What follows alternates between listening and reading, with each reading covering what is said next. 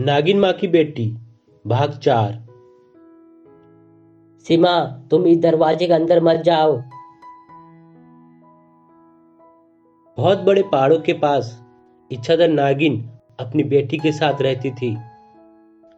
सीमा बेटी, तुम इस जंगल से बाहर कहीं नहीं जाओगी। अगर इस जंगल से बाहर जाना है तो टोटो के साथ जाना। सीमा खेलने के लिए चली जाती है। तभी टोटो नागिन के पास आता है। नागिन माँ, आपने मुझे बुलाया? टोटो, तुम सीमा के ऊपर नजर रखो। देखो कहीं इधर उधर खेलने ना भाग जाए। टोटो सीमा का ख्याल रखने के लिए उसके पीछे जाता है।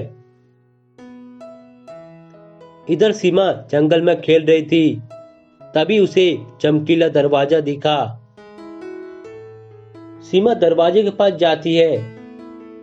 तभी टोटो सीमा के पास आ जाता है। सीमा, तुम इस दरवाजे के अंदर मत जाओ। सीमा टोटो की बात ना सुनते हुए दरवाजे के अंदर चली जाती है। सीमा को अकेला जाते हुए देखकर टोटो दरवाजे के अंदर चला जाता है। सीमा टोटो हवा में उड़ रहे थे। सीमा हवा में उड़ते हुए देखकर डर जाती है। टोटो, चलो यहां से भाग जाते हैं।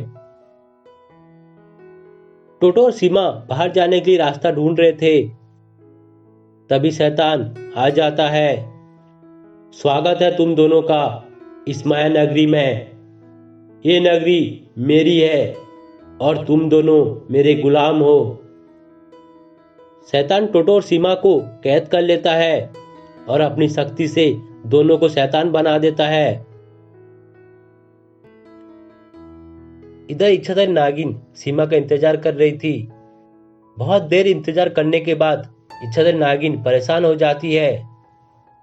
लगता है कोई बड़ी मुसीबत में फंस गई होगी मेरी बेटी, नहीं तो अब तक आ चुकी होती। इच्छाधर नागिन अपनी शक्ति से टोटे से बात करते हैं। ये टोटो, मेरी बेटी किधर है? तुम्हारी बेटी शैतान के कैद में है। वो हम दोनों को कैद करके रखा है।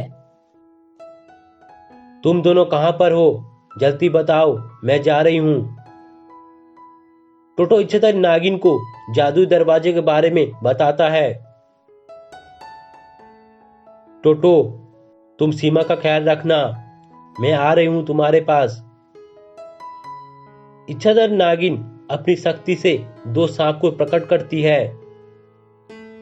जादुई दरवाजा कहां पर है, इसका पता लगाओ।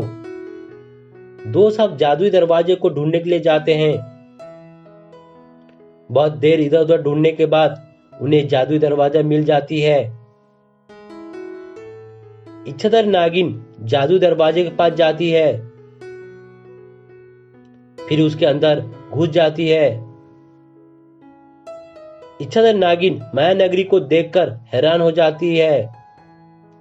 तभी शैतान आ जाता है। तुम्हारा स्वागत है इस माया नगरी में। ए शैतान, मेरी बेटी किधर है?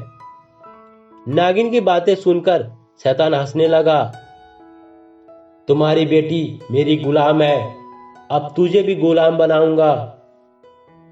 शैतान अपनी शक्ति से इच्छाधर नागिन को अपनी गुलाम बनाता है, लेकिन नागिन को उसकी शक्ति कुछ भी असर नहीं होता है।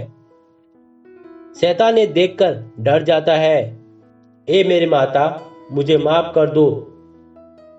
तुम चाहते हो मैं तुम्हें माफ कर दूं, ठीक है, तुम मेरी बेटी और टोटो को छोड़ दो। शैतान अपनी शक्ति से सीमा टोटो को कैद से आजाद कर देता है। शैतान अपनी जादुई दरवाजे को लेकर बहुत दूर चला जाता है।